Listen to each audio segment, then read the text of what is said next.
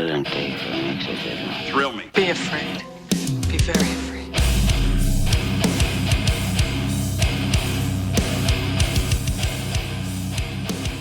What's up, everyone? Welcome to the Horror Flicks and Guitar Picks podcast. I'm your host, Tim, and today I'm joined by my weekly co-host, as always, Steven. How's it going, man? What's up, buddy? How are you doing?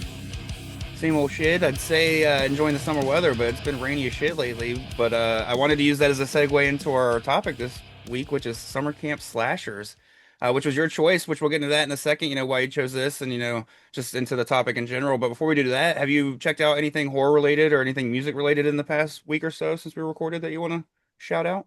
Yeah, I guess musically, I've been just listening to a shit ton of the new Turnstile album, Oh, yeah. Never Enough. So that's been really fun. I like it a lot. I mean, I'm a big Turnstile fan. And I like all of their old stuff and their new stuff. So I'm excited for this album and just got tickets. It was like my Father's Day present to myself to Oh, get yeah. tickets to go see them in Richmond this September. So I'm hyped for that because I've never seen them live.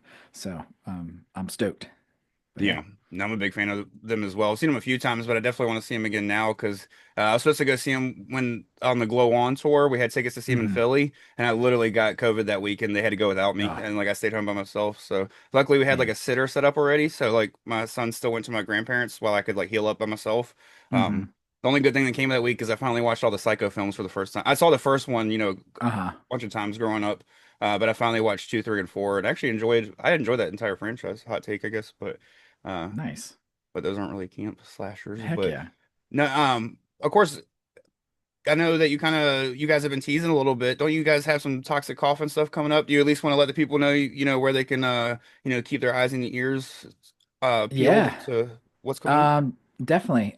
We are slowly but surely getting back to work to get things geared up for the Halloween season. So if anybody is aware of Toxic Coffin and or if they're not aware of Toxic Coffin, I have a spooky brand that sells Halloween and horror merchandise. Um, and this year we kind of mixed things up so we could do just basically run it as a seasonal company versus year round. But yeah, this week we're gonna slowly start kind of teasing some things. And yeah, I'm excited. Oh yeah. I can't say too much yet because the new product we're not gonna like unveil for a little bit longer, but expect at least a pre-order that we're gonna run, I think this Friday Oh, for like three reprints of shirts. Um, and we'll explain which ones we're gonna do. But basically, our we're not going to continue to reprint shirts all year long like we kind of used to. And which makes us feel bad because we always hate when people, miss a drop and they're like, well, I didn't have a chance to get the shirt when it first came out, so we always want to give people extra chances, but like having to chase inventory and constantly refill that kind of stuff is like super, super hard. So we're like, you know what? We're going to do like a couple of reprints every year that we open back up. And it's going to be like, this is it. We might not ever reprint this again. yeah. So yeah. So if you're listening to this, um, definitely, and you're a fan of Toxic Coffin, keep tabs on our pre-order because this might be the only reprint we do all year. So, but Oh yeah. yeah. But yeah, I'm excited. A lot of stuff in the works. I've got like samples for some new things that are coming in. Um, I actually, this whole weekend, I've been writing a bunch of music for a project we're working on for Toxic Coffin. I'll, I won't go into any more details on that, but it'll be fun. Oh But yeah. yeah, And of course, for anybody listening or that's been watching since we joined YouTube, the website has been in the description of every episode since we've jumped to YouTube. So like mm, the past 11 episodes or so, I think maybe 12 with this one included. So definitely just check out the description for the website. And by the time this drops, tomorrow will be the day the pre-order drops. So you could hop right on the website if mhm. if you're listening to it a day late on Friday. Go check out that pre-order or just check out their Instagram and social media and stuff. Plus, you can sign up for a Yeah. newsletter still, right? If I'm not mistaken. Yep. Yep. And then the website, it's currently paused, so like you can't explore it. There's like a, just like a splash page, where you can sign up for the newsletter. And so it probably will be like 6 p.m. when the site goes live. Usually we have it set Oh, at like a scheduled time. But that'll, if you go to our Instagram, that's like the best way to keep tabs with all that kind of stuff. So, but yeah, I'm just happy to be back into it, and hopefully Instagram doesn't hate us for taking a break, the yeah. algorithm machine. So it'll be interesting to see how that goes. But yeah. So Oh anyways, yeah. No, I didn't yeah. really do too much, music or horror related. I did go see Friday the 13th in the theaters Mhm. for the third time on a Friday the 13th, so that was pretty cool. Nice. I went with my uncle, so that was fun. I enjoyed, the Turnstile record as well. I got to jump on Death Curse Club with shout out to their host Zach. He had me on their YouTube show to talk about Friday the 13th Part 5, which kind of doesn't fit this week. It's my favorite of the franchise. I will go ahead and say Hmm. that, but it doesn't really fit because they're at like a halfway house for Wayward Children, so. But Sure. shout out to him for having me on the show. And then shout out Horror Trivia is coming back. We're back at Keegan's Woo. Irish Pub on August 27th for Horror Movie Trivia Night. There's not many details. We haven't picked themes or anything yet, so just keep an eye on the Instagram and stuff for that as well. But yeah, other than that, just ready to. Well, I did beat Days Gone. I'm pretty stoked to finally beat that because that's like a long ass Nice. like post-apocalyptic game. I didn't 100% complete it, but I Mhm. beat the major storyline. So that's a game that I've been sitting on for so long. I Sure. started it, and it's one of those games that you have to travel with like your bike and shit. And if you run out of Okay. gas, you have to go get gas for your bike. And I got so far away from my bike somehow playing the game and just exploring that like Hmm. I just stopped playing the game because I was like I can't get back to the motherfucker. So I it's was like. like a fully open world type game. Yeah, and it's very fun because like when you just once I learned that mistake, Hmm. I restarted the game eventually and started, just made sure I kept my bike, near and dear, of Hmm. course. So no, it's very fun. Yeah, I'm not much of a, I don't know, I'm not much of a gamer. Yeah. But I did a couple years ago, we got a Switch for my daughter for Christmas, and so I was like, you know what, I'll check out Zelda Breath of the Yeah. Wild. I was like, I'll see what the hoot is all about this. And yeah, that's just hard. I did beat it, but I really enjoyed just climbing mountains and jumping off them with my little parachute thing and flying around. Um, and I would spend like, can I get up, like, can I get to the top of that mountain? Yeah. Where can I explore? So I kind of get how like the open world concept is super fun for everybody. You can get super lost in it, or you can just, stick to the task. But Yeah. Hell but yeah. yeah. That's why I'm Yeah. excited for Skate 4 to come back. But Oh, dude, I'm all amped up for Tony Hawk Pro Skater 3 and 4 this oh yeah, hell July. yeah. It's gonna be sick. Get a Um, Skate Kona remastered in 4, man. I love that's my one of my heck favorite parks. yeah. Um, but yeah, I'm excited for that. I'm trying to think if there's anything that I've watched. Oh, we watched one of my Father's Day gifts from my daughter was she promised to watch a horror movie with me. And so we watched The Frighteners last night. It's funny out there, like, what are we gonna watch? What are we gonna watch? They're all like nervous. I was gonna make them watch something super scary. And I was like, we're gonna watch this. And I don't think they loved it. Which is fine. It was funny because Penelope was just like, there's a lot of scenes where she's like, the CGI in this is so bad. And I was like, Yeah. well, it's early 90s. Like, this is before, you know, they had that even done well, so, but Yeah. yeah, that movie's so good. Kids these days aren't used to giving movies that handicap of like, this is the times, you know what I mean? They're Yeah. like, this shit sucks and it's unwatchable. Like, Sure. It was really funny too. She kept getting super pissed off about Jeffrey Combs's character, the FBI agent. She's like, he's annoying me. Like, what is wrong with this guy? And I was like, he is so over the top in that movie. yeah. She's like, I do not understand his vibe. I was like, it's just Jeffrey Combs. He's the best. So, Now, but yeah. did watch two other things, which of course kind of coincide with our topic this week, as well as Friday 13th, of course, is Mhm. where we'll probably start our conversation. But I'll go ahead and shout those out just because they're so forgettable almost. I ended up watching not One Hell of a Summer. I keep saying One Hell of a Summer, but I ended up watching Hell of a Summer, that film directed by Finn Wolfhard, and like he's in it as well as a bunch. Mhm. It's pretty Yeah. much a summer camp slasher. But and then I saw The Prey, which is like one that I was looking for another one that will be mentioned in my hidden gems later. Nice. I was looking for that on Tubi, and when I searched the name of that movie, it brought up The Prey. So I ended up watching it from like 1984, I think, and that one Okay. was kind of a stinker. I will say, Hell of a Summer is like a fun comedy, and it's definitely good for like just like teenagers these days to kind of see Sure. like summer camp slasher that pays homage to like classic stuff.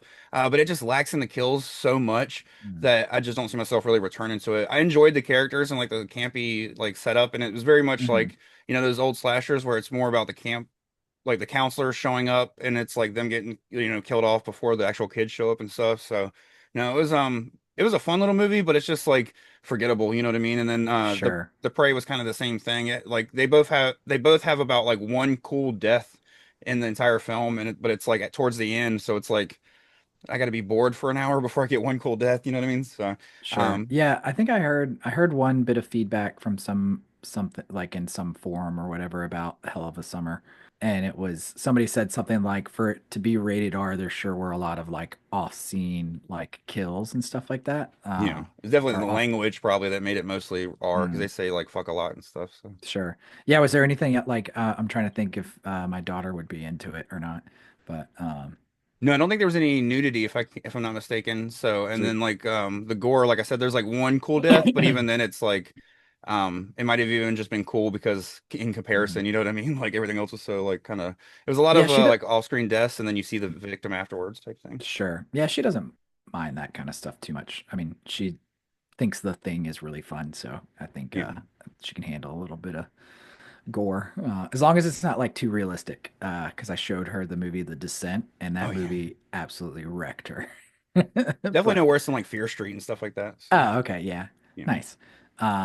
Yeah, and I watched like in prep for this episode, I rewatched The Burning and I rewatched Sleepaway Camp, because it had been a long time since I'd actually rewatched Sleepaway Camp, and so that was fun. I Oh yeah. forget a lot about that movie as far as like in my head, all of the kills were definitely like more in depth and gruesome and everything. And I forget it's actually like there's more to that one about like her, the drama of her being at the camp and being awkward and kind of the outcast, than it is about like a monster going around slashing everybody. Yeah. So, but but yeah. Yeah, I mean, while we're talking about it, so we're yeah, camp slashers. So I guess the big ones, obviously, we got Friday the 13th and everything. What was like your introduction to these movies? Was it Friday the 13th? It probably was Friday the Mm, 13th, but even then it was probably some of the later ones because like the first Friday the 13th I saw growing up was Jason Takes Manhattan and hmm. Jason X and stuff and but I always like knew about Friday the 13th and then I think of course I finally saw the original one growing up and those were probably the three I watched the most until I got a little older and finally started watching Sure. like 2, 3, and 4 and stuff and then uh even Sleepaway Camp and The Burning were kind of blind spots for me growing up Hmm. until I got older. Most of the summer camp movies I watched when I was younger were like, Heavyweights or Yeah. Camp Nowhere, stuff like Hmm. that. So some like the more fun ones. But when I got a little older and started watching like a lot of horror and stuff, I started getting more into like I think and it's not really a camp slasher, but we do want to mention up front that we're also, even though we're talking summer camp slashers, we're gonna go ahead and just throw in all camping slashers, because Hmm. technically Friday the 13th, the remakes, they're camping, but it's not, it's Yeah. not summer camp. And same thing with, movies like in a violent nature, these kids are out there camping, but they're not at a summer camp, you know what I mean? So, or at least, that's never made clear or whatever. So, because they could be some counselors setting up a summer camp, I guess, but they just Sure. never say that. But so we're gonna talk about just everything camping, but of course, like summer camp is gonna be like the main, of course, because Sure. most of them are at summer camp. There's just a few stragglers, of course, here and there. But what about you? What was your first introduction into camp? And did you go to camp as well? Because I never actually had an experience at camp, so I didn't have anything in Mhm. comparison that way. You know what I mean? It's just like TV was kind of my gateway Yeah, to that. totally. Yeah, ironically, maybe it's just, I know I'm a little bit older than you, but like, yeah, Jason Takes Manhattan was like kind of my first like full Friday the 13th film that I think I ever saw. I remember like because I have two older brothers. I remember like if it was a Friday the 13th, you could go on like it was always like TNT or something like that, and they would Yeah. have like Friday the 13th marathon, and it always seemed like Jason Takes Manhattan was what they were showing. It's probably like one of the easier ones for them to edit, like out all the like, stuff for TV and everything, because it's not like I don't think there's too much nudity or anything in that one. Yeah. And like the kills aren't anything like really, really gruesome. Um, but yeah, so I think that was one of the first ones. I used to like be like really freaked out by the subway scene, where she like rips his mask off and he's like drowning and he's Yeah. like that freaked me out. But so yeah, definitely that was like my first exposure to this niche of horror films. But yeah, also growing up in the 90s, like you said, like Heavyweights, Camp Nowhere. I was a big Salute Your Shorts fan, like Oh. Zeke the Plumber terrified me as a kid. But yeah, 90s was just different, man. Like it was like, I don't know, I felt like summer camp, was more of a like normal topic. I did go to camp in the summer. I was a Boy Scout. I'm actually an Eagle Scout, so I can light a fire for you if you need me to. Um, and and I had to go to camp. We would always do like at least like one week or 2 week like sleep away kind of in the summer type camp, where you get merit badges and all that kind of shit. But yeah, so that's about it. I never got to do any kind of like cool like 80s style like summer long like go away and just have fun. Yeah. Um, I had a buddy that went to like a fun camp. In North Carolina that had like a blob and stuff like that. And I was like, this is bullshit. Like, I have to go to camp and like we have to wear stupid outfits and, Yeah. and like do dorky stuff. I want to go to your camp. Um, but yeah, that's about it. It would be fun. I don't know. I don't know if I would have liked going to a camp that was all summer long too. Yeah. I would be bummed that I don't get to hang out with my friends and everything. So it's like boarding school for the summer Right. and No, sweatier. no, nowadays I have like bear PTSD, because of the bear story from the Meet the Host episode that I shared. So it's like I definitely wouldn't want to do it nowadays after Sure. coming face to face with a bear. But like that's pretty much the closest I've come to camping is growing up. Like I've stayed in a cabin in the woods with family and stuff like that. But Hmm. or we've even stayed in a tent at a campground at the beach. So like I've done the tent thing and I've done cabin life, both for like about a week in each. And so like I've done that and enjoyed like we even went not too long Hmm. ago to the mountains up in Virginia. I can't remember what part of the mountains it was, but we stayed in like this really cool cabin for a weekend and everything Nice. like that. So but I just never did anything like as far as like actual like, summer camp, you know what I mean? So Sure. I'm more on the Yeah, dangler side as far as the movies that I was talking about. sure, sure. And I think like when I went to Boy Scout camp, like there were like the class like you would go into a giant like mess hall that would have some like totem pole and like the camp would always be named after some like some kind of Native American named camp or whatever. Probably like so much cultural appropriation while all these little white kids are running around. Right. Uh it was so funny.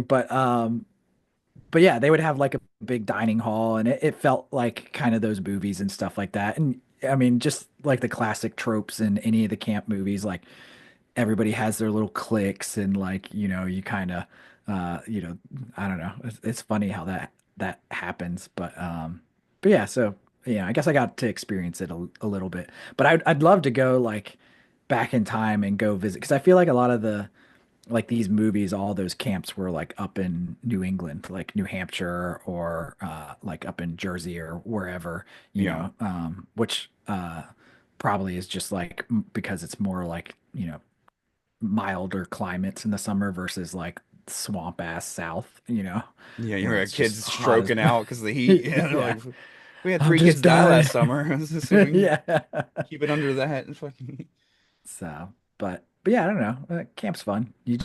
As a kid, you just eat as much candy as possible yeah, and try to get in as much trouble as you can without getting in like actual trouble. I don't know. There's something, I mean, there's something fun about it, which I think makes these movies, fun. So, Yeah, But it'd be cool to like get a group of like friends together and go up to one of the reenact or not reenactments, but one of the showings that they do on, hmm the onset cinemas that they do for Friday the 13th up in Jersey, or even just yeah, there's stay one at in a cabin Georgia. and oh yeah, yeah, that's right. I think part it's like one of the it's one of the I think it's part 7 or something like that, but Yeah. the one with the telekinetic girl and stuff, but hmm um or New Blood, I think. Yeah, I think that's New Blood. But they Sure. also have I would even just like to like find a cabin near a lake, like on the lake, stay hmm there, and then just bring like my pop-up Yeah, that'd be projector fun. and stuff and just watch the Friday 13th movies there, just kind of like Uh-huh. stay at one of those cabins that you have to go to an outhouse in the middle of the night after watching the movies and piss and shit like that. So Yeah, there's a because I think it's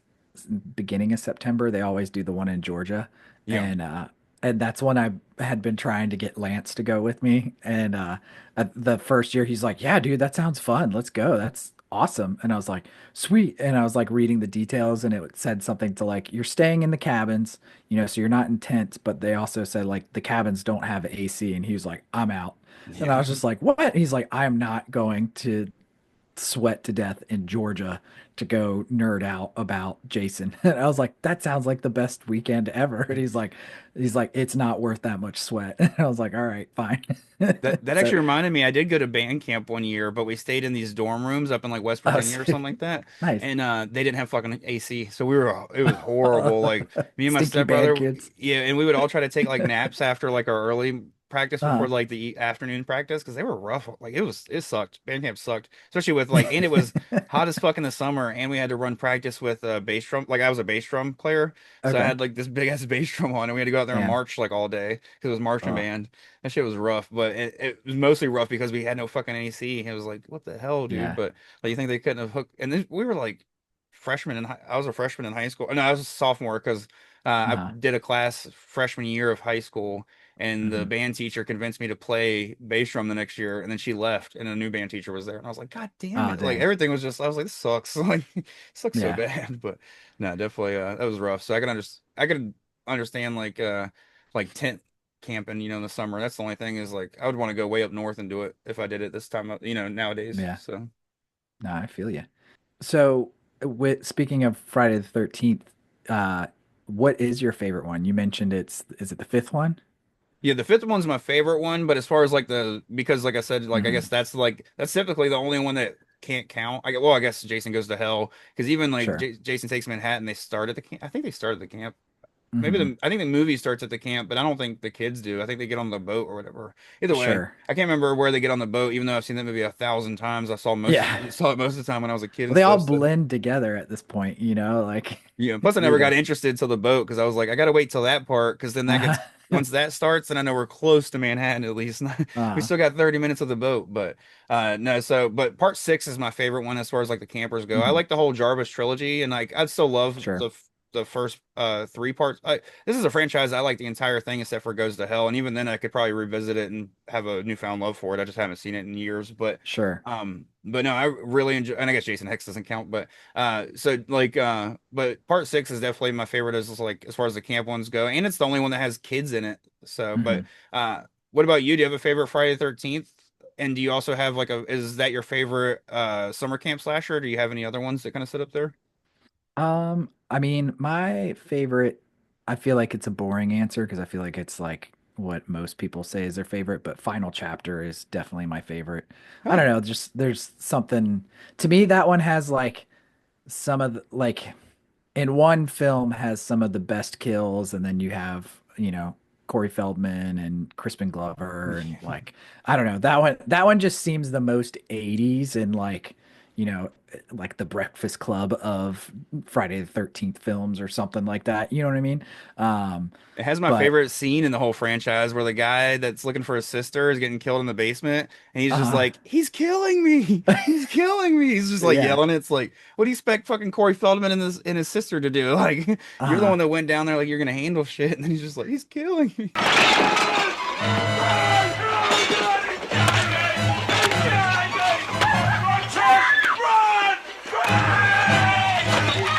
and isn't it Final Chapter where he throws the body out the window and onto the car? Is that one?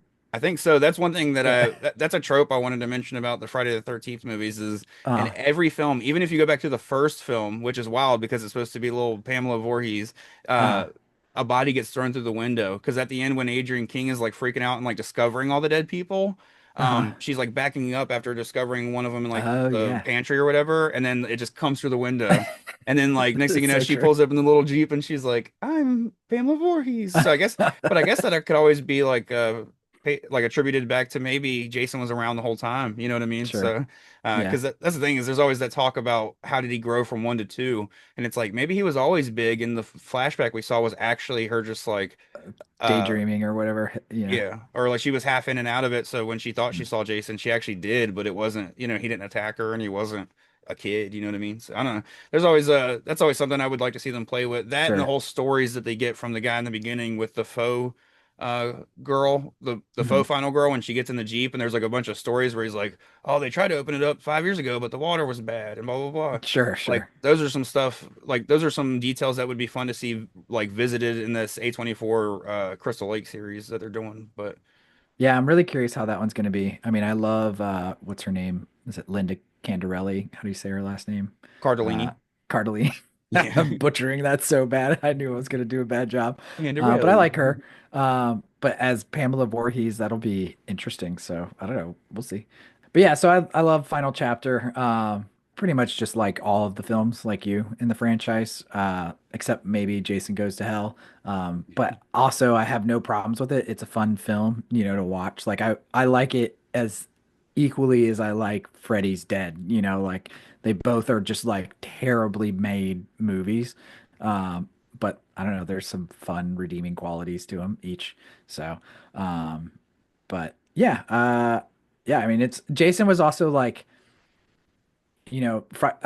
actually Nightmare on Elm Street was the first horror film that I ever saw, but like Jason was like probably the first like horror figure that I was like obsessed with as a kid. Yeah. Like for whatever reason, like I'd loved Freddy, but I didn't get to see any of the other movies until like I was probably in like middle school or high school or something like that. Um, but as a kid, like I wanted to see like all of the Jason movies and like all of the, VHS covers like going into the movie store and stuff. It's kind of funny that Jason Goes to Hell is such a bad one because I was like obsessed with the cover art for that one with the fire and the snake, coming out. I was just like, oh, Yeah. this is gonna be the scariest movie I've ever seen in my life, But yeah, and then I mean, I guess your question about like whether Friday the 13th is my favorite summer camp horror. I actually don't think it is. I mean, I guess technically it is like the quintessential one or what most people think of, but like The Burning is probably my favorite. Like, if we're gonna be strict about summer camp, with like kids actually at camp and like being like unassuming that something bad is going on, and just like Tom Savini's like practical effects that he did for that movie are just like super, super violent.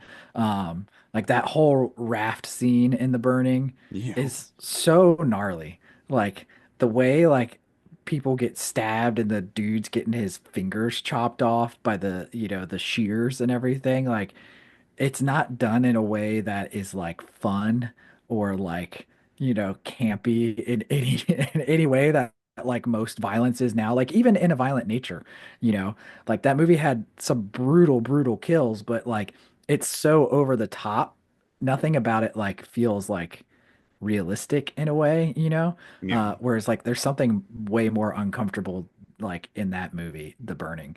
um but yeah, I don't know, I just like it. It's got the perfect amount of like shithousery between the counselors and the kids, it just feels like super nostalgic from a summer camp standpoint. And I like the backstory for Cropsy and everything. And but yeah, so that's definitely my favorite as far as like summer camp horror films go. Yeah. But yeah. And Uh-huh. yeah, what's yours? Did you say Friday the 13th that was your favorite, or do you have a specific summer camp one that's your favorite?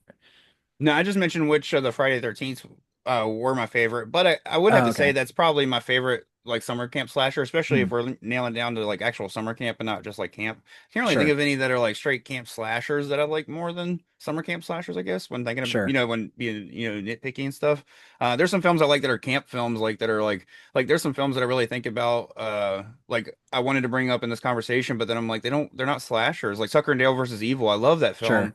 But it's like, is it even a slasher? Like the guy at the end tries to become a slasher, but he doesn't even kill Mm, anybody. You know what I mean? By the time he becomes the villain, all of his friends are dead, and then he fails at trying to kill Tucker and Dale. So, spoiler alert, it's an old ass movie, but yeah, it's uh, so old.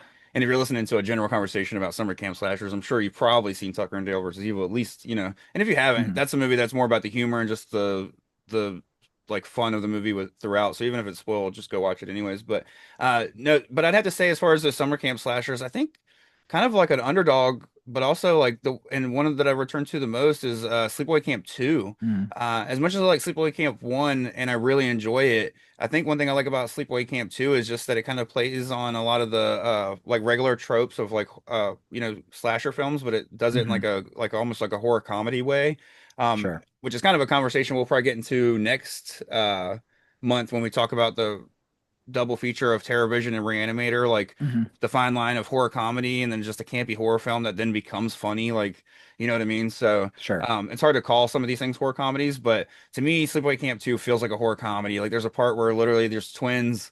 Because in this one, like in the first film, you mentioned how she's so like quiet and like almost doesn't mention Hmm. anything. And I love Felissa Rose. She's awesome. She's great at conventions. We've all heard nothing but good stories. I met her and she was great. She made a video for Lauren Hmm. when she found out she wasn't there, even though she was like running short on time. And I didn't ask her to. She literally just was like, I was like, here, can you sign this to me? Because it says like to Tim and Lauren. I might even just say to the Mills because I got a Hmm. lot of stuff signed to the Mills. So that way, if I want to pass it on to my kid and stuff. But either way, she's great. But when Sleepaway Camp 2 comes around, it's a lot more meta. They replaced her with Pamela Springsteen. They didn't replace her. I think her mom wouldn't let her do it or something. I can't remember the story, Hmm. but um so at this point, she becomes like a one-liner, like just like slasher. You know what I mean? She almost becomes like a Freddy Sure. Krueger, but she's just this like teenage girl. You know what I mean? So the way she's killing people, there's a scene where some of the meta stuff is for one, like almost every camper is named after somebody like famous. You know what I mean? So like for instance, there's like a Gina Davis. You know what I mean? Or like Hmm. stuff like that, or like a what's that kid's Anthony Michael Hall? Like literally, there's a character with all three names Oh, and shit. So that's funny. but it's also awesome because you got, Pamela Springsteen, who's Bruce Springsteen's sister, playing the Hmm. lead. Then you got Renee Estevez, who's Emilio and Charlie Sheen, Emilio Estevez and Charlie Sheen's sister. So it's got some like meta like layers in that as well. But there's also a scene where these two kids are playing a prank and they try to like play it on Angela and some other people, and one of them's Hmm. dressed as Freddy and the other's dressed as Jason. And then she shows up to take care of them and she's dressed as Michael. So it's just Hmm. like, and then so there's just like all, but like one of my favorite kills, and we'll get into some of our like just favorite kills throughout like summer Hmm. camp slashers, in general here in a second, of course. But to go ahead and spoil one of those for me is, and it might be even my favorite of all time. I think there might be one or two others that stick out, and it's Hmm. the fact that there's a part where she like finds these two sisters, there's like twins, make one of Hmm. them's like making out with a guy and the other one's like smoking and like joking their camping song, like talking about having sex and stuff, and she immediately like knocks him out, and when the one twin wakes up, the other one's already burnt alive, and she's like, don't Hmm. you know smoking kills? And she like puts a cigarette on her and she lights on fire, and it's just like So good. it's like Freddy Krueger type shit, but out in like summer Yeah. camp. You know what I mean? So now I love this film, and even the kills are all creative. Like Mm. there's a bee kill, like there's a bee in the outhouse kill. I think Mm. that might be in the first film. There's That's in the first one, yeah. it's leeches in the second film, I think. Yeah, Okay. I was like, there's something like that in the second film, but Yeah. no, there's just so much to like about it, and it's so fun. It doesn't shy away from the gore, but no, The Burning would probably be my top five. I also love Mm. The Final Girls, Yeah, that's a and good one. that would probably be my number three. Would probably be The Final Girls, but The Burning would definitely be up there for me as well. So Mm. Madman is also a really like good lesser, known camp horror film too. yeah. I like that one, and it checks all the boxes of like having like a local lore and legend and stuff, and it has that corny Legend of the Madman jingle that they have. But yeah. It almost sounds like Gilligan's Island, the beat to Yeah, dude. it. That's so true. Yeah. But That was but when I yeah. found on Joe Bob, that's what I love about Joe Bob is finding Yeah. films, but it's just like it makes it even more like fun because always remember that song. Like, I don't know if I would remember that song as well if he didn't perform it afterwards on a guitar, Mhm. with with John Brennan and stuff like that. So, no, but speaking on, Madman and, Sleepaway Camp 2, people would say is like a underrated gem. We can go ahead and talk about the underrated ones before moving on to, the kill. Well, then we'll talk about kills in general. That way, if we mention some of these films, we're Sure. not spoiling our underrated list and stuff. But do you have any like ones that you would say are like hidden gems, or just ones that you think are like should be at least discussed or just thought about more? I mean, definitely Madman. And I'm trying to think of like specifically like camps in general. For like a newer one, and you kind of touched on it, Final Girls is Yeah, is a really good one. Because it kind of like changes it up a little bit, and I don't know, that was one of those ones that came out, what it probably came out in like mid 2000s or something like that, like yeah. 2015 or something. And I fully expected to hate that movie. But it's super fun and has a lot of heart, and yeah, that's a good one. So I definitely suggest checking that out. And then, man, I'm trying to think anything else specific that we haven't talked about. What is it?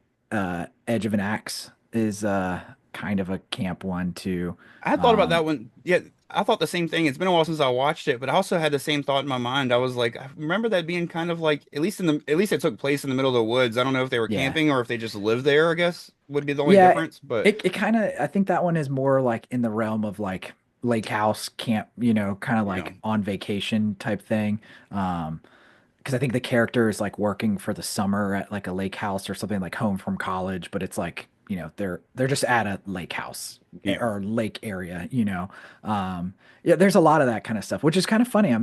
You know, when I picked this topic and I was like revisiting all the films in my mind and what I wanted to like rewatch and whatnot, there was like that level. I was like, oh yeah, I mean, there really aren't too many of these films that are very specifically like summer camp with kids, like you said, there's a lot of like blending of the genre, whether it's like, more of like Tucker and Dale, where it's like, people at a cabin and it's more like that backwoods, kind of blurring the lines of like wrong turn or um um oh my gosh, my brain just Cabin Fever. Cabin Fever. Yes, yeah, Yeah, Cabin Fever. Um, I had your telekinesis right there. yeah. So, I mean, but like Cabin Fever is a great camp horror film. Like I would love to put that in my top, as far as like, you know, but it's also not summer camp. It's just a teen horror film. Yeah, Um, we actually forgot to mention it on our body horror episode, and both like we're kicking mhm. ourselves for it because it's Yeah, such it's a a good body great horror body film. horror Yeah, film. Yeah. it's amalgamation of so many things. 'Cause it's a cabin in the woods. It's body horror. It's kind of creepy townspeople. So Mhm. no, it's one Yeah, of those that when you're thinking of films, you never think of it because in like one specific subgenre, but then like when you actually think about the film, it is sure. like, oh, it is like all these different things. So Yeah, and maybe before we get into like our favorite kills and everything, what I guess like if we're gonna do camp horror, like what are the tropes that you think we have to have for like summer camp horror? Because I feel like then that also like blends into like what the kills be and everything. yeah. Well, I feel like there's two openings that have to happen, and Madman's one kind of like an exception, which I like. Well, Mhm. I guess it's not the exception because it kind of pulls from the beginning of part two or part three, Friday 13th. One of the Friday 13th starts. I think it's no, it's part three because part two starts with Alice dying from Mhm. part one. So part three starts with the Yeah, kids around the campfire telling the story of part two, and or at least it shows like them around the campfire from part two. Or pretty much it starts with like a campfire story. Mhm. But other than that, I feel like they all have to start with either people dying, just like in Friday the 13th, like you see a couple get killed real quick, or they have to start with like the killer uh being killed or wronged. Do you know what I mean? Like you Mhm. either see the wrongdoing early on, like the burning. That was like the one I was Sure. thinking of. So like or you see something happen to the killer, like in a sleepaway camp, you see the killer's dad die. You know what I mean? So like you don't really know it until the end of the film. Spoiler alert for sleepaway camp, but uh you know, if Yeah, it's like the classic like slasher movie flashback montage, like in pieces or something like that. Or you see yeah. enough about the story, but you don't have like all the details because then at the end you're Yeah. like, oh, you find out, like something specific. So that would solve everything. But And some of these tropes are just slasher tropes too, because like even yeah. like one I was thinking of was like the bodies being staged, you know what I mean? But that happens in Mhm. Halloween, the first Halloween movie too, where she's finding all the bodies around and Sure. stuff like that. So what about you? For What's some big tropes for you? for me, my favorite is the like campfire telling of the lore. Yeah, hell Like yeah. to me that's the best part. Like I love the idea of like a bunch of teenagers like sitting around either scaring like the little kids or it's just the counselors to like all right, now all the kids are gone, so now we can tell the tale of Stinky Pete or whoever it Yeah. is, like um and I love that, and like the camera goes around, and that's that was like one of my favorite scenes, although it was really long from what I remember in a violent nature. But like I love like the spinning camera like around to like the different people. And maybe that also is just because like I grew up in the 90s, so I grew up watching like Are You Afraid of the Dark? And I just loved the idea of like, okay, let's all sit around this fire and, tell this tale. And then, everybody's like, that's bullshit, and then of course like it comes true, Yeah. No, we So all wanted to so be there's in the something. Midnight Society for sure. Yeah. Oh, dude, yeah. But yeah, I think you have to have that. Um, and then maybe like if you don't have the campfire tale, then you need like the what's the guy's name from the Friday the Third? Is it Bob? Crazy The Ralph. Yeah. Crazy Ralph. Yeah. The You need the guy doomsayer that's pretty going, much. you're Yeah. doomed. You're doomed. Like you need Got a that death guy. curse. Yeah. You're all doomed. Like having somebody like that, like that's hilarious too. Uh, so yeah, that's definitely like number one for me. Um, I don't really care about, I guess like there needing to be like a final girl or whatnot. I And a mean, lot if of there these is, movies, like a lot of these movies have final boys and final people. Like yeah. a lot of movies have several. Like part six, even Jason lives. If I'm not mistaken, Tommy Jarvis lives, and the girl that's been with him the whole movie Mhm. lives. And then you just never hear from her again. And then same thing with part even Friday the 13th. Or not. I was gonna say the original, but it's not the original. It's like part two or part three. There's like this redheaded kid that like leaves and just never comes back, and he doesn't get killed or nothing. You're just like, oh well, at least he got to Mhm. live. I think it might be part two, but it's the one with I think it is part two because it's like this random like ginger kid. It's the one that like at the beginning when the all the camp counselors are showing up and they're in the town of Mhm. Crystal Lake.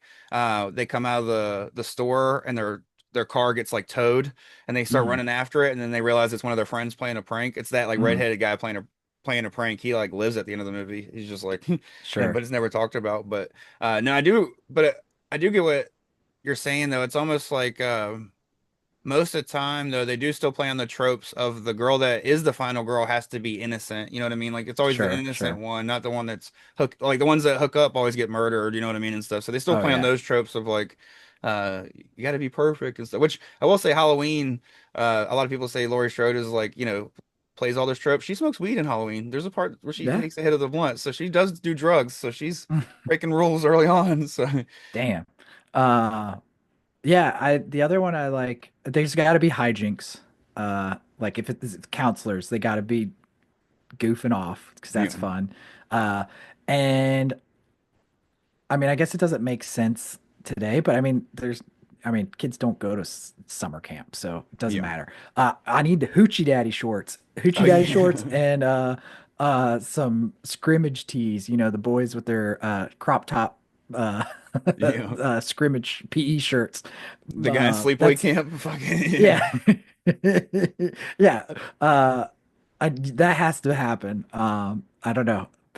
I don't know if I ever saw anybody. I mean, I was born in '87, so I'm, I guess past the time of when that would have been, more of a fashion accessory. But I don't think I've ever seen anybody actually dress like that for yeah. like sports. So I just have this funny like, did people just do that in like? Did they make that fashion choice for 80s slasher films just so you could just Yeah. wear this ridiculous outfit? Like cut off mesh top uh football jersey, like, and Right. give him the shortest shorts that I'd be nervous if my daughter walked out of the house with. It looks like Word. Tracy Morgan and fucking Longest Yeah. Yard. Like, Yeah, that's yeah, why your breath smells like two cans of shark shit. yeah. Like, But yeah, nah. there's something really funny about that. And then it's funny to think of those guys as like the tough guys that are like should be able to like, Yeah. fight off like an assailant. So I don't know. But yeah, I mean I like I guess all the like typical slasher tropes that you would have, you know. Yeah. Um I'll say one but last one that sticks out to me is that kind of matters is the characters have to be fun on screen but unlikable, if that makes sense. Like you almost don't want to root mhm, for them. You want them all to die. Like for yeah. instance, like Crispin Glover's character, like even though like he's a nerd, it's not the kind of nerd that you're like, oh, I hope he pulls through. It's like he's fucking annoying. Kill this kid. Like you know what I Yeah, mean? he's So miserable, yeah, right? it's Yeah. like fun to like watch. He's like, Dad, where's the corkscrew? You know, and like all that, like it's Yeah. like shut the fuck up. Those dancing, like I Oh, don't know. So it's all that stuff, but yeah, I do think you need like a fun montage, yeah, despite all the like hijinks, but like there's always that scene where like they're trying to get camp ready. So it's like some stupid 70s like road song, playing in the background that I've never heard of that just sounds like a trucker would listen to. But they're all like, goofing off and having fun. There's that funny montage, they always do yeah. in those films. Um, and then the shit hits the fan. So, but Now, before we move on to kills, I have my list of hidden gems. I didn't cover really any. I yeah, sure. Sorry. No, you're fine. I figured we just move through and then I'd shout them out because I have kind of a big Mhm, list, so I'm just gonna kind of run through them and just mention them all real quick.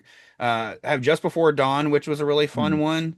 It has, if I'm not mistaken, George Kennedy in it from Creepshow 2, as well as like all the Naked Gun films and stuff like that. mhm, Um, that one's super fun. It's almost like it's got like these weird killers in the woods. It's about these. I think this is the one that's yeah, these are just a bunch of people go out camping in the woods that like find a mhm, property that they're supposed to have, and they end up like getting hunted down like left and right. And then there's another one called The Final Terror that's super awesome. It has mhm. Daryl Hannah in it, the guy from Oh wow. Grease 2 that played like Johnny or Yeah. whatever. It has Joey Pants in it from the Goonies as well as like the Matrix and Well, stuff. I don't think Now I've seen that one. that one's super fun. It's about a group of like forest rangers either in training or something like that, and they like Mm, steal a bus and like go out to camp with like some females and stuff, like some of the female mhm. like trainees and stuff. Like the dudes are trying to like pretty much them trying to get Yeah. laid and stuff. And if I'm not mistaken, there's like two characters trying to find like weed out there or something. It's a funny movie, but and Yeah. it's I will say that both of those are kind of like mid tier. Like they're good films and fun to Sure. watch, but they're not ones that I like would throw on all the time. But they're definitely both worth watching, especially if you haven't seen them and then, like you want something that's like a summer camp or like just a camping, style slasher. Those are both fun. Yeah, I Uh, forgot about Until Dawn. That's a good one. just before dawn. Yeah. Or Just Before Dawn, yeah. Yeah. Until Dawn might count because they're camping, but I haven't seen that yet. I know there's different types of evils in that, but I'm sure there's probably a slasher. Oh shoot, yeah. I wonder if I'd have to see the cover art to remember which one it was that I saw, but it's Yeah. one of those. But yeah. And there's I mean like I guess like what are your thoughts on like can these films because they're all like mostly 70s 80s films other than like we talked about like Final Girls. Well, And we did my next one's actually a new one. Nobody okay. Sleeps in the Woods Tonight is a Oh. Polish slasher film. It's on Netflix. It came out like within like 3 or 4 years, maybe 5 years ago now. But it's about like this group of kids at a summer camp, and it's actually some teenagers and stuff. But Mhm. they go to a summer camp where like they're not allowed to have their technology, so they all have to turn in like their cell phones and tablets and all this and Sure. that. And then there's like these two grotesque like mutant brothers pretty much going around just killing people and shit. And the kills are Sweet. cool. It's funny. Nice. It had a sequel, but I heard that it sucked. And then another one that I had was The Blackening, which is a new one. Uh, that's another one Oh that the yeah. the horror kind of sucks, but the comedy is top notch. Like I thought the movie was funny as shit. So if you just want a comedy with some Mhm. horror sprinkled in, definitely check out The Blackening. Another, Nice. and then two other newer ones that I had were Slumber Party Massacre, the remake. Mhm. That actually goes to a cabin in the woods, which is awesome.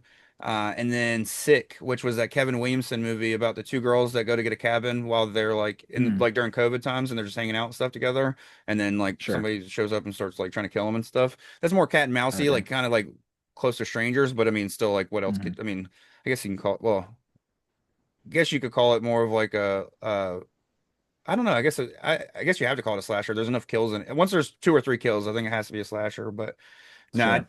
but and then I had a few that I wanted to shout out that aren't necessarily slashers, but they're Cabin in the Woods films, and I just feel like they're not talked about enough.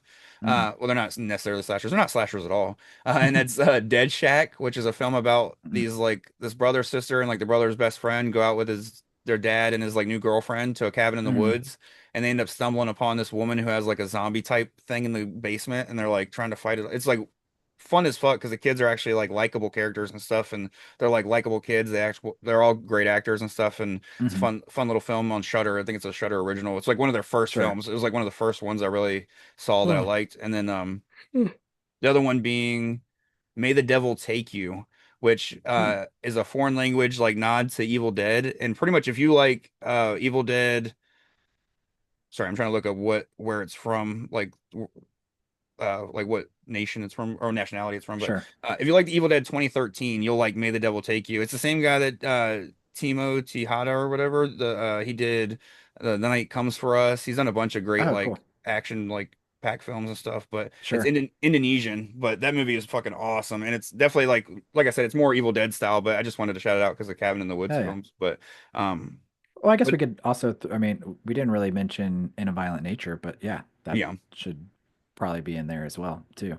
No, and that was probably the But so I didn't mean to cut you off, but I just because you were saying there's not I thought you were about to say something about like there not being many like newer ones. I mm, feel like there's a resurgence of them. I do want to say that like we mentioned Cabin in the Woods or we mentioned Cabin Fever, but of course then there's Cabin in the Woods, there was the Evil hmm Dead remake, there was Wrong Turn. There's always films that took you back out to a cabin in the woods, but there wasn't a lot of and there was even some camp films, but they were like culty camp films.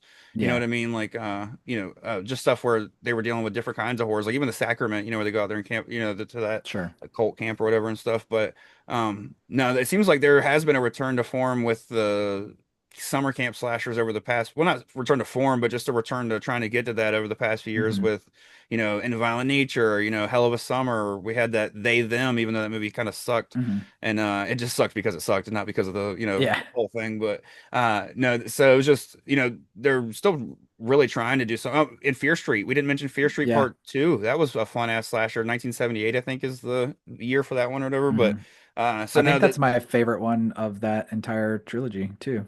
yeah, I'm pretty same. sure I enjoyed that one the most. Nah, so they're definitely trying to get back to those slasher formats, and I kind of hope that when they finally return to Friday the 13th and like Hmm the Jason Voorhees character like as a film, because they're gonna do the Crystal Lake stuff, but I'm sure they're gonna eventually just do another movie. I really hmm hope that we just get a slasher in the woods. My favorite slasher in the woods is honestly Hatchet, but that nobody's camping Sure, in those films, so that's why I didn't bring it up today. But that was a good. That was probably the biggest return. That was probably the closest thing in the mid 2000s that was like a return to those summer camp slashers. Just people weren't sure. camping; they were just out there for other reasons. You know what I mean? Yeah, So yeah, yeah. Yeah, I, 'cause that was probably like, it's funny because I feel like, um, the Hatchet series, like, like everybody talks about like Art the Clown now is like he's the best, like, you know, I feel like uh Victor Crowley didn't get like any praise. I mean, people like the Hatchet movies, but like he never got like any kind of recognition like Art the Clown is, and I feel like it should have gotten more.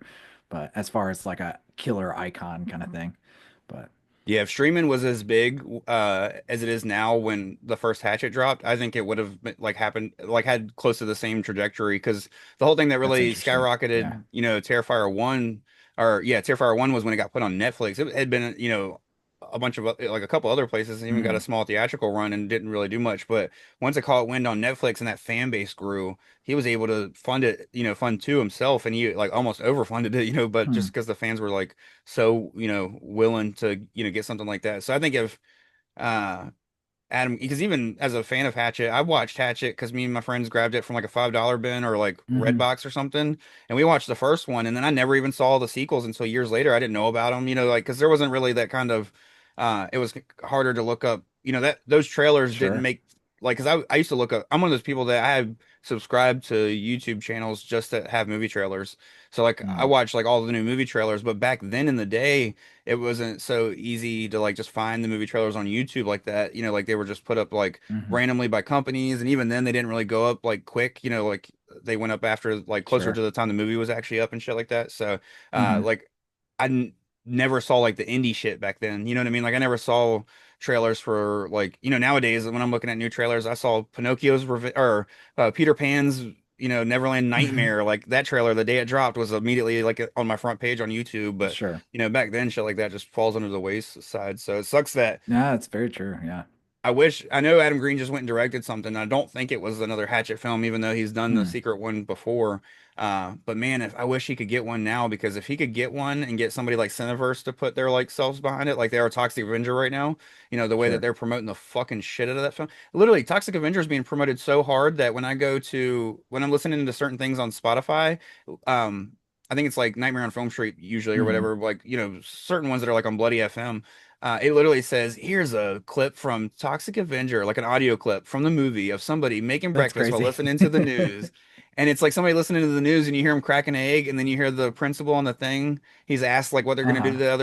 the other school. And he's like, we're going to nuke them. Because he's like, so I was like, oh, sweet. Like references to Nuke 'Em High and shit. So it's like a real quick Hmm. clip, but it like stuck out to me. So I'm like, they're promoting the fuck out of that. So if somebody did that, and the same with like Yeah. Long Legs didn't, that was just Osgood didn't really have like, I mean, he had like horror fans knew who he was because of certain films, but like Sure. his name wasn't big enough to really like pull people. And then like Nicolas Cage is one of those people that a lot of mainstream people don't like. Like we love him because we're like genre Yeah. fans and just niche film fans, but a lot of mainstream people are like Nicolas Cage does shitty movies, especially like in the past few years. So no, they got promoted the Hmm. right way. It could have been what Terrifier is now, but at least I Hmm. believe so. But and don't get me wrong, Terrifier definitely goes a little further with some of the gore, but I think not further by much at all, but I Sure. feel like Hatchet just does it not so nonstop that it almost like that's where it levels off. Like Terrifier Hmm. has these big ass moments like three times in the film where Hatchet Sure. has like 12 kills that are all just pretty Yeah. fucking crazy. So Just spraying blood yeah, 24/7. Yeah, this is true. Um, so do you think uh because of like younger generations, do you think summer camp still works, as a niche storyline? Like, do you think kids will care enough about that kind of stuff for them to keep making it? I don't know. I'm very curious to see how like the Friday the 13th series goes. I mean, I guess Jason has a long enough. Um, but or is it just going to be a thing that kids are like, yeah, I heard about my dad or my mom going to a summer camp. I don't know what that's all about, but people used to do that, you know? yeah. So, No, it's one of those things that's like I don't know, it makes sense like even with Hell of a Summer, you know what I mean? Like it kind of mhm, like it felt like it didn't feel weird, you know what I mean? But I'm also sure. like that's one thing that's weird for me just in general though, because like when I watch certain things like it just makes sense to me. But like when I have a Hmm. conversation, when I used to work at the movie theater, there was plenty of times where I would have, like conversations about films and just, like things that are different in general with like 17-year-olds. And the shit Hmm. that they didn't know about would just blow my mind. Like a kid Yeah. told me, like we ended up having a big showing of the movie Friday because a kid said he didn't see it. He's never even heard of the Mhm. movie. And I was like, that's ridiculous. I was like, we're watching Friday. So like we had a big Right like now. like an employee showing. I was like, this is the mandatory showing. But no, I was like, but so no, it was one of those that That's so funny. it's wild what some of these like, kids just don't even like Mhm. have available to them, so they don't even know about it ever. However, I Mhm. feel like summer camp is always still kind of like I feel like it's still there for the niche kids, like the ones that want to be camp. Like, because Sure. camping is fun, to a lot of people, especially where we live, because it's the South. You know what I Totally. mean? So some of these kids love camping, and they've been camping and hunting with their parents since they were kids, or they at least would go camping, Hmm. if they don't hunt. And so, some people camp and fish, because they camp by a lake and stuff. So, it's one of those that I feel like some kids would still like enjoy that and want that experience around here. And I do know Sure. that there is a camp kind of over by the Columbia, North Carolina Hmm. area because when I used to deliver Little Debbie's, I delivered to the camp. And Hmm. so like there's definitely still camps around. I just don't know if they like boom as much as they used to, and I definitely don't know if Sure. they have the same interest. And a lot of the camps, honestly, who knows? I feel like most of the camps these days, and most of the films that base themselves on camps, try to go Hmm. like, for instance, like the They Them movie, it's like a conversion camp, or Sure. like, hey, we're gonna do a fat camp and just use that part as the horror. And it's like, Hmm. no, what's fun about summer camp slashers is that they're just there to enjoy themselves, and oh, you're not gonna enjoy shit but death. So it's like, Yeah, there is something really funny or interesting about like, because that's the whole point is like you're away from your parents, you're free, and like you get to just have fun. And then of course, like when you're far away from home, the worst thing in the world happens and you don't have your family that you can reach out to. you know, Whereas now kids like I mean, I did like the one you were talking about them having to like put their phones away and that kind of thing. Yeah, Like I could see how that would be good, but yeah. Or I guess you could play off the tropes of kids being like, "Ugh, I'm in the woods and like I have no service, yeah, like how am I going to record these TikToks, So yeah, so I'd be very interested to see like how that works in a more modern setting, So yeah, if anybody wants to make a summer camp horror film, I am all for it to see how you do it. right. One thing that you kind of mentioned too, and this is I know could be like an added of hidden gems and lesser knowns because it's a musical camp, but it's like a musical summer camp. There is Aquarius, like Stage Fright, Oh yeah, the Italian film, like that's like a music camp. So I guess you could kind of call that a summer camp slasher, and that's like a super good like giallo, style one, which would be rad. And then there's yeah. also the other one that I was thinking about too was it like there's the cheerleader camp one too. Um, I forget what it's called. It's like cheerleader high or something like that. It's Oh yeah. okay. Yeah, some of those ones are that's another thing is like I was trying to think of ones that are like where they're camp like for instance the Mutilator, they're like they go out Mhm. on a fall break because that's the fucking best theme song ever. But Yeah. no, if you never heard the song Fall Break, look it up. Just look up Fall Break Mutilator theme. I promise. I have it on 7 inch, literally like right up there behind the Killer Clown's Mhm. gun. I love that fucking song. But like that's one where they're not necessarily camping, but they go to like a cabin. It's just on the beach instead of in the woods. You know what I Mhm. mean? So that's one that kind of I thought about throwing up in the honorable mentions because they're not really camping. And then I also thought about films like Hush. Uh, Mhm. but I'm like, she's not camping in the woods. She lives in the woods. So there's just like a few like ones like that. And then movies like Wolf Creek where they're backpacking. I'm like, Sure. is backpacking the same as camping? Because it kind of feels like Mhm. it, or at least similarities. But now that's the thing is I feel like nowadays a lot of the camp slashers go the route of um like a couple couples go out in the woods together and stay in a camp, in a cabin, and then something comes and kills them, like the cap, like just like Mhm. Cabin in the Woods, pretty much the movie, and Cabin Fever and stuff like that. But no, it's nice to see films like Nobody Sleeps in the Woods Tonight and Hell of a Summer, and even if they're not like even Hell of a Summer, like I said, was kind of mid. I wish the kills were better, but at least they're returning Sure. to actual summer camp. Like that was the one thing I really enjoyed about it was the characters were fun on screen and unlikable, just like I like want them to be in those films. And like you felt the camp atmosphere, you know what I mean? So Mhm. It'd be funny if there was a summer camp film that's like the parents are like, I'm sending you to summer camp. You're gonna have a summer like I used to have when I was a kid. You're gonna love it, but it's like there and nobody wants to go, and then it's like, shit, hits the fan. I think that'd be like a funny one. Like they're like, I knew this was gonna be bad, and then the whole time they're like, see, we're gonna die. Would be fun, but before hopping into the hypothetical to kind of yeah. wrap it up, if you want to, like making our own like kind of like summer camp slasher, do you have any camp or summer camp movies that are non-horror that you really love that like you return to? Of course, we mentioned like Heavyweights and Camp Nowhere from when we were Mhm. younger, but like for instance, two of my favorites, now that I'm older, is But I'm a Cheerleader, where she goes to a conversion camp and Mhm. it's got Natasha Lyonne, Clea Duvall. That's like one of my all-time just favorite films in general. And then there was another one, but I can't remember off the top of my head, but maybe I'll think about it by the time if you mention any that you have. But I mean heavyweights for sure. I mean oh that's yeah. like how can you not love that movie? I mean the go-kart scene in general, like anything that has a cool race montage at the end, like I'm all about. Yeah. Yeah, and then, like it's like the precursor to White Goodman, I don't know if Yeah. Ben Stiller has ever like admitted that that's kind of like what he's based that character from, Tony Perkins, you know. But yeah, that movie is so good. I mean, even my daughter loves that movie. She's like, that movie's awesome. So yeah, that's a good one. And then just Wet Hot American Summer. Oh Like, fuck I yeah. love that movie so much. And that's just like so bad and over the top. Like to me, that movie makes me feel like if David Lynch made a summer camp film, because you've got what's his face from Law and Order, like talking to the, the can of tomatoes and stuff like Yeah. that. Like it's just like so unhinged and weird. Um, And yeah, and the remake that came out for it not too long ago was super good too. Or not Yeah. the remake, but the like sequel or whatever, Wet Yeah. Hot American Summer 2. Um, but yeah, I don't know. They're just those movies make me want to eat a hot dog or something, Go play with some fireworks. No, fuck Yeah. yeah. No, the only other one that the one that I was trying to think of that I forgot, I looked it up because I remember the actor's name was a movie called Theater Camp.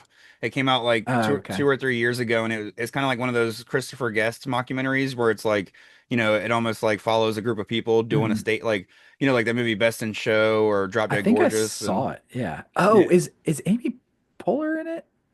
I don't think so. It's got Ben Platt in it, the guy that plays like Dear Evan Hansen, and he's in Pitch Perfect and stuff. It's got the kid. It's got this Yeah. like young kid in it that's his mom is like sick, so he's like Uh, taking over the theater camp for the yeah. time being. And Yeah, I saw it. I'm just thinking of What Hot American oh Summer because yeah, Amy Poehler is in that. oh yeah. No, my favorite part of the theater camp movie, well, not my favorite part, but what sold me on it with the trailer was like the kid, doesn't care about like musicals and stuff like that at Mm. all. So when they're all like practicing and like auditioning, he's just sitting there like bored out of his mind. And then this kid starts doing Post Malone and he's just like hyping him up. He's like, "Yeah, bro!" Like, like just because he Yeah, recognizes the song, he's like, "That shit slaps." He's like, "Can you do that again?" yeah, I do remember that. That was a good one. I'll have to revisit that one. I remember Katie and I watched that one. Yeah. But yeah, heck yeah. Oh yeah. Well, sweet. Yeah. So do you want to dig into like our hypothetical for this? Or Yeah. do you want to talk about kills? Do we want to get into Oh yeah, that at all? let's talk about kills first, and then we'll jump, and then we'll finish up with the hypothetical. So Okay. Um, so I mean, there's so many good kills. yeah. But like one of my favorites is and is it which one is it? Is it Jason Goes to Hell? I'm trying to remember. What's the one or it might be the start of Jason X. I'm trying to remember. Um what's the one where he kills them with the sleeping bag? I just love Oh, that one where he just grabs a sleeping bag and just starts smashing him on a tree. It's like the he best. He does it in one of the older ones. I think it's in like six I think it's in seven that he I'm does gonna it. look it up. But then in Jason X he does it again because they It do was in this. New Blood. New Blood. Yeah. Yeah. And then the second one they do the yeah, that's part seven. And then Jason X he does it again because they do the hologram room and he walks in and she's Oh like, yeah. "We love premarital sex," or whatever. And it just like cuts away and cuts back and he's got them both in two different sleeping bags just beating them together and like up against the thing. It's like, God But damn there's it. so, I love that kill. I mean, it's funny because it's like the least like practical effects needed, because it's Yeah. just you're swinging a bag full of whatever he has in it, But I don't know, there's just something so hilarious about like being trapped in a sleeping bag and getting smashed against a tree. Right. So yeah, so that's probably my favorite. Uh, and then I mean, I kind of already talked about it, but like the again, I'm going to talk about the burning, Yeah. the whole raft scene. Like I don't know, like that. It's just like kill on top of a kill on top of kill in that quick little moment, and it's just like so absurd and over the top. But yeah, what Yeah. about you? What's your do you have a favorite kill? The Burning's definitely up there for me. But I will say my favorite in the franchise of Friday the 13th is probably the one where the dude's doing a handstand and walking, and then out of nowhere, Jason just macheted his dick pretty much. Because I'm just like that. It's so unexpected, and I was like, that's so painful. Like that sucks so bad because you're not immediately dead, but Uh, that would hurt so bad. But so that's one of my favorites. The wheelchair one is one of my favorites too, where he act yeah, and then the guy goes just like macking me down the fucking stairs. But it's but so good. two other ones that I want to mention. One not really being in the summer camp slashers because it's Hatchet, Mm, but we mentioned it is, and it's just because it's literally tied for my favorite. First of all, my mm, favorite kill of all time with the Johnny Depp bed kill and A Nightmare on Elm Street. That's my other one tied that's a is good the one. head rip in Hatchet One where he grabs the old lady Mm, and like grabs her jaw and just rips her head completely open and off, and it just like pans around 360 and their tongues still hmm flapping. That's so fucking great. And then the last but not least, another one that would probably be if I was cracking a top five, is the curling iron kill in or this mm, I don't know, I think it's a curling iron. It's either a curling iron or a straightener in Sleepaway Sleepaway. Camp where Judy gets it finally. So no, there's so many memorable kills throughout the films. I love Jason's head squeeze. There's so many cool Mhm. things that especially just Friday the 13th alone. But Yeah. Yeah, I mean, Jason's kill count is, pretty next level. So there's a lot of good ones. I mean, Jason X, the whole frozen face, like that's a super good one. Um, yeah, there's tons. So yeah, hell yeah. if you like the kills, then you haven't seen all the Friday the 13th movies, then you're living under a rock. You should go watch them. Or Hatchet. I mean, Hatchet has some fucking Oh kills. yeah, Yeah. seriously. And you'll see every horror legend under the sun if you watch all four by the time you're Yeah, it's true. Felissa Rose's death and Victor Crowley. Have you ever seen Victor Crowley, the fourth one? I've seen Where all of them. I just don't remember every death. she's on But the cell phone and he rips her arm off and shoves it up through her vagina and it comes back out her mouth and the phone's still like ringing out of her mouth. so, I'm like, oh my God. Yeah. dude, this shit fucks. But what's your, do you have your hypothetical? Do you want me to go first or? Yeah, so okay, so for hypothetical, we're talking about basically like creating our own fictional camp killer, based off of the classics. Yeah, whole film. We'll kind of go with like, Yeah. yeah, a little slight, not, we don't have to go with plot, but like maybe if we have a final girl, final boy in mind or whatever, what Do you kind have of a couple killer? hours to hear my screenplay? Right. But yeah, I'll go first. Mine is I I didn't come up with a title. I didn't either. I probably should have, but But working title, The Legend of Grubby Gus. And Grubby Gus is like a bumbling camp cook. Uh and like all of and maybe this is inspired by like Wet Hot American Summer because I just loved that character so much. But basically like just this weirdo camp cook, and all the counselors are super jerks to him and like play pranks on him. And then, of course, like they take it too far. And he has a horrible accident. I haven't figured out exactly how he dies, but they shut down the camps and, eventually they reopen 10 years later. And you find out that old Grubby survived hiding under the ground in the pipes, living off rats and shit. And I don't know why there's sewer pipes under a remote camp, but they're there, so that's important. Living right under the camp kitchen, just waiting. So yeah, they open up the camp again, and of course he's disfigured, and he somehow gets a job working like the night shift in the kitchen. And but he's got a disguise or whatever, and yeah, he just seeks revenge on all the kids at camp. And then the twist for me to make it a little different is like every time he kills anybody at the camp, whether it's counselor or he uses their meat in the food. So by the end of the movie, everybody's like, "This is the best barbecue we've ever had," So like everybody's eating all the kids and the counselors. Um, but yeah, that's mine so far. hell yeah. That's a good one. Mine kind of is based on something I've always wanted to do a slasher that kind of went in and out of real and found footage because I Oh, wanted cool, it to be a skateboarding slasher, like where people are going out trying to get spots and stuff. So I figured I would do Death at Camp Woodward and finally return to the famous Camp dude. Woodward, dude. Can we And talk about Camp Woodward for a second? I wanted that's if I didn't mention it earlier, but one of the reasons I didn't really go to camp a lot is because I was like scared to stay off. I begged to go to Camp Woodward, but they were like, Dude, "Dude, you won't make it." Like they're like, "You'll want to come same. home. It's too expensive." I was like, I I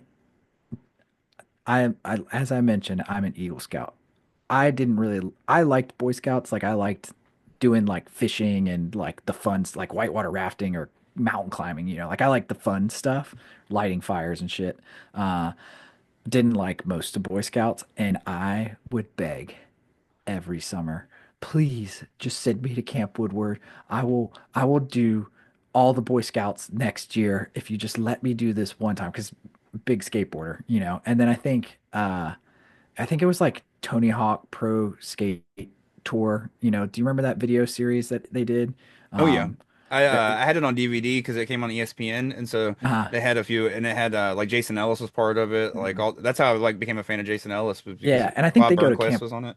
Camp Woodward or something like that. I think there was like a series, but I was just like, I have to go. Like Yeah, this is, I was peak. I mean, I cared so much. Middle school, all I cared about was skateboarding. yeah, Uh, and so I was just like, send me there, please. I'll cut every yard in the entire neighborhood. I'll do anything. But yeah, dude, same. I wanted to. There's a couple like old guy like skate influencer content creators, and they've been hosting these like weekends like for 30 plus year old skaters to go just come skate with us. Like it doesn't matter if you like can only cruise around or you can't even like just barely do an ollie. Like we're just going to be old guys and have fun and so I want to do that so bad. But yeah, yeah. never made it to Woodward. No, I I have can't even a couple. imagine how expensive it is now. Oh yeah. Now I have a couple like decks still that I like Mhm. just need to like tape up, and but when I moved like a couple times, like a couple years back, I've had to move a few different times, and one of the Mhm. times I lost my skateboard, so I lost my trucks and wheels. And so I just haven't spent the money on that. But I've been wanting to get trucks and wheels and start going to Mhm. Maple a couple times like a week and just like skating around. Not really trying to do too many tricks, but just like it's a lot of concrete vert and stuff. So it's not Yeah. like there's a pool, but then there's a lot of just like a lot of stuff that's fun just to ride around in Mhm. transitions and stuff. So Is I that kind the of want to just park? start doing that. But Is that the park that has like the keyhole, like the big like there's like a archway and you could like grind over it or whatever or like wall yeah, ride over it? Yeah. Yeah, I've never skated that park. And I know there's like a newish park in Elizabeth City too. yeah, I've never Um been to that one, but I've that one looks pretty fun too, especially for yeah. like the level I'm like the little shit I can do because it's not too big of stuff. You know what I Mm. mean? So, no, but pretty much Camp Woodward. I figured the movie would start Death at Camp Woodward, of course, with somebody being pushed. You know how they have that ramp outside where people would used to like they would ollie up into or bike up whatever they were doing up Mhm. onto like that little shed or whatever Sure. or like a little garage type thing. I Mhm. figured somebody would go up there and like somebody would be pushing them, and finally they get the balls to do it, and they go to do it, and when they land, they actually like land the trick. They like go through it and die, and so like they have to shut down Camp Woodward, blah blah. So years later, a bunch of people start trying to open it, reopen it up, and as they're doing it, all these people start dying, like when somebody goes into the foam pit, there's spikes in there, or somebody goes through the loop-de-loop, they get macheted at the end, their head gets chopped off, Mhm. so you use all these cool different spots and shit like that. And and what it would do is like they're trying to get footage at the same time. People are filming, so it would go into these found footage style things. And like you'd see the death like in found footage at first, and then like you see like the aftermath too and stuff. So I just think it'd be a cool like way to use like stuff that's like skaters love with like found footage. You could have a lot of references, you could have Yeah. real life skaters in it. And then of course the reveal at the end would be that the new park owner is actually the kid that was pushing the kid to do the jump Mm. originally that died. He's the one that came back and opened up the park, and the killer is actually the old park owner who lost everything because that kid died, and he's mad that the guy pushed the kid so hard and caused him to die, and now he's living his best life pretty much with his camp. You know what I mean? Like, Yeah. so I was trying to go for one of those slasher twists from the 80s that like that's pushing it, but I like there's a twist there. Uh-huh. So I was like, because I didn't want it to just be like a mad parent, because that's kind of just Sure. all the Friday the 13th movies, and I didn't want it to be um like a kid that was like scorned from it, because it's kind of hard to Mhm. set that up with skateboarding, you know what I mean? I guess unless they're best friends, Mhm. you can kind of pull like a terror or prom night or whatever, where they see like a kid, something happens with a kid, and it's like their brother saw it or whatever. But so I was thinking about going with a family member at first, but I was like, that's all the family shit's been done. So I was like, if somebody Sure. loses their business and then, kind of like spoiler alert, because this is one of my favorite slashers. So even saying the title is kind of a spoiler, but I'm gonna say the title and then elaborate. So if you hear the title and you haven't seen this film, go watch it. It's on Tubi.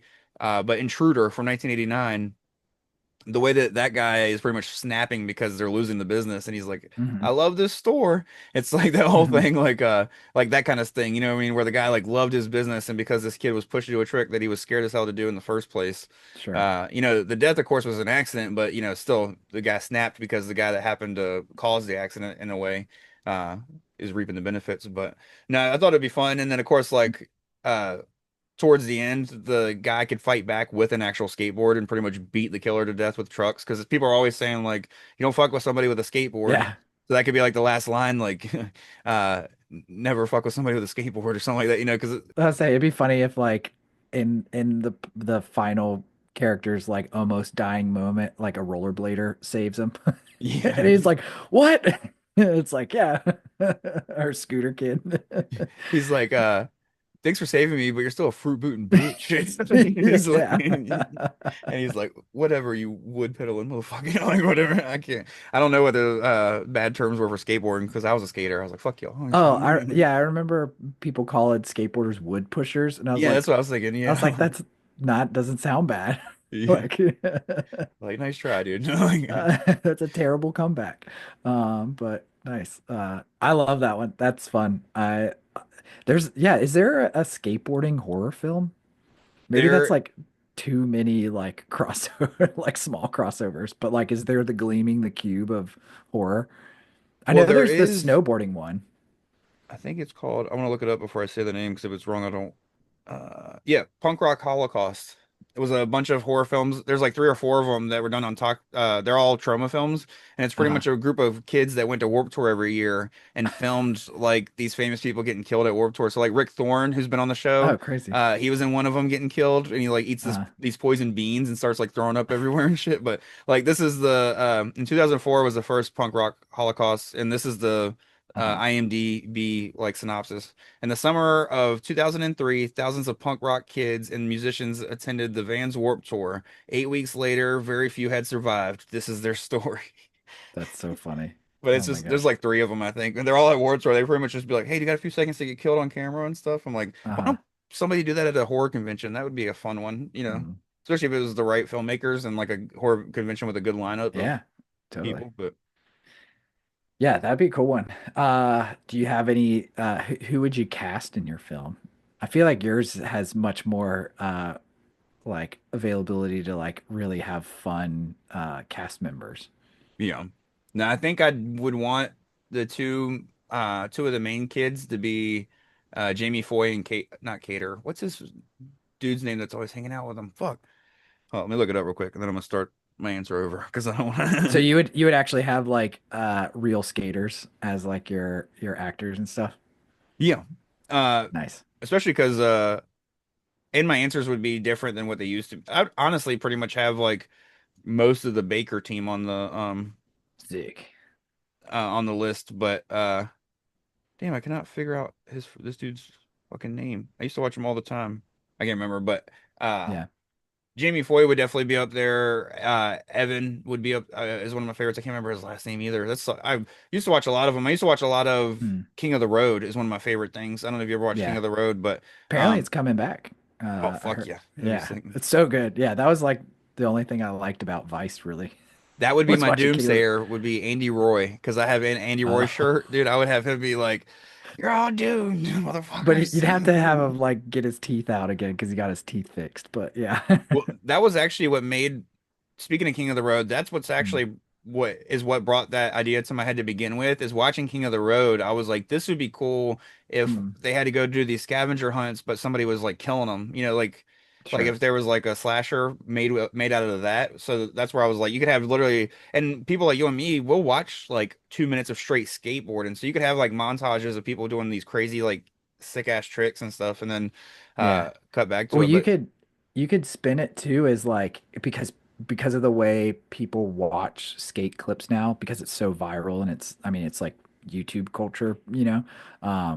You could have it where it's like everybody's dying to see these skate clips and maybe the clips have like actual like murder in it but they think it's all fake, you know what I mean? They're like, oh dude, the so and so's part's gonna drop, you know, and it's like what they don't know is it's actually like how did they film that, you yeah, know? And it's like so the general audience just thinks it's like practical effects and stuff like that but it's actually like skaters dying and stuff. yeah. Would be sweet, but No, I think so. I figured out the guy's name. His name is Zion Wright. oh yeah, Yeah, Zion's yeah. sick, yeah. I couldn't remember his name, but him and Jamie Foxx are like boys, so they would already Mhm. have the chemistry. So they would be my two leads. I would cast just a bunch of my favorite skaters around them because they would be the ones that kind of get killed as they go on. Mhm. And then I think as far as the owner who pushes the kid early on, I'm Um, very curious who you're gonna pick because I have who, somebody. well, No, who go be, ahead. I was gonna say he's gonna the one that becomes like the killer. That's the only thing is he'd only get the beginning part of actual acting and then he'd Mm, kind of go off screen. sure. Um, so I think for that guy, I'd have to go Bucky Lasik because Okay. I think he Sick. would be like able to pull off a younger look, Mm. like just for like the quick early scene, but then he'd also be able to come back and look crazy eyed like when he comes back because like I don't know, he just always seemed like a fun wild dude. And Sure. then as far as the killer like and not the killer, but as far as the guy that like or no, that's not the guy that pushes the kid. I'm sorry. I meant Yeah. Bucky Lasik would be the owner that loses everything and becomes Yep. the killer. That way he could be like he wouldn't even have to be younger, you know what I mean? He would just get Mm. like he would just be made to look older when he shows up at the end or whatever. But as far as the guy that is the one that like takes over the camp and everything, I think for that guy I'd have to go Steve-O. Steve. Like yeah, Oh gosh. because he doesn't actually have to skate on screen, you know what I mean? Uh, And by the time it shows him the second time around, he'd be kind of more like you'd kind of want to be like annoyed. But Steve-O mm. just reminds me of like the creepy like camp counselors from like sleepaway camp that are like hitting on young girls and stuff. Like I was Oh, thinking I mean, about going even older, but I was like, I still yeah, I want to do definitely somebody. thought of like the CKY guys or Jackass Oh yeah. guys being somehow involved. If I Jason was Lee casting would, this when I was a kid, it would have been all those guys. Jason Ellis yeah, was also a thought for Steve-O because he's oh a fun yeah. one, but Jason Lee would be a good one because he's, like old pro. And I could see him being like a crotchety, like this camp used to be good. Like he could do that pretty well.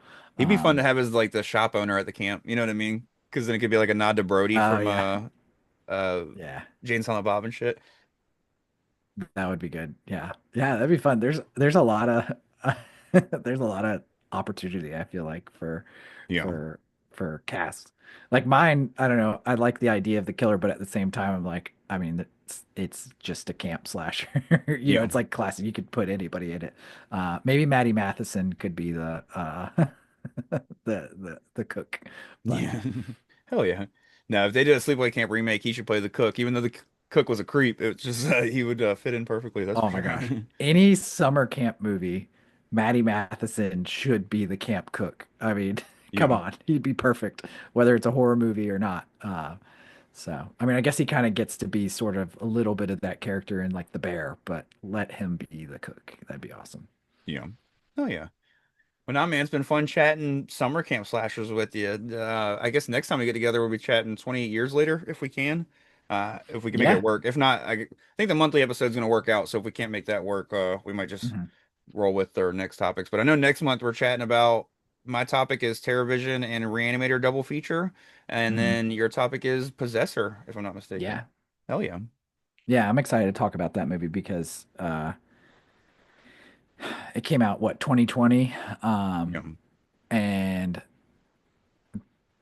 there wasn't a lot of people that I knew that saw that movie, and I kind of saw it on a whim. I didn't even know, I had never heard of Brandon Cronenberg. Like I never heard of his movie Antiviral, before that movie. Um, and I was just like, oh, this looks crazy. And I was like, oh, it's a son of David Cronenberg. Like, meh. And then I was just like, dude, this movie is so freaking good. Yeah. Um, so I'm excited to get into that, and it's gonna force me to rewatch it again soon. So, but yeah, I'm gonna go see. I have plans to go see it 28 years Thursday night because I'm heading out of town this weekend. Okay. So yeah, so no problems. I mean, hopefully, I mean, if you want to come up to the beach and come see it with me, or if you're go to AMC, also like, you know, uh, whatever works for your schedule. But yeah, definitely planning Thursday night. I just don't know what time. So Oh yeah. No, so next week, pretty much you can plan on two episodes because we'll be dropping that episode on Thursday, the 28 years later episode, and then on Friday will be the monthly roundtable episode. mm, That way they're not doubled up on top of each other. But the monthly roundtable this month is we're doing four movies that represent old school New York, and they're not really horror movies. Like we're doing Taxi Driver, Death Wish, Fort Apache, and another movie I think called Gloria. So. They're all picked by Phil Vibes. For anybody listening, he's the vocalist of the old school New York hardcore band Irate. He does vocals for the band Knights of the Black now and stuff like that. So it's his choice. He's part of the monthly roundtables. But if you want to hear us next month talk about either TerraVision and Reanimator or Possessor, me and Steven are also being joined by, which might end up being our 300th episode, just because it was a very fun chat, and our 300th episode is next month as well. But we were joined by Justin Pearson of 31G, The Locust, Silent Planet, Planet B, bunch Satanic Planet, not Silent Planet, but and a bunch of fucking projects. So that was a fun ass Yeah, chat. So definitely check back next month for all of that. Make sure you're subscribed if you're not subscribed. If you're listening on YouTube, make sure you like, subscribe, comment below. Let us know your favorite summer camp slasher, if we missed any. And if you're listening anywhere else, just make sure you leave a rating or subscribe. Thank you so much again for joining me, Steven. I'm stoked to chat next week about 28 years later. absolutely. And if you ever go to summer camp, don't try to drink a gallon of milk because I did that one time. I threw up everywhere. But yeah, anyways, yeah, I will see you. I'll see you next week for sure. Anyway.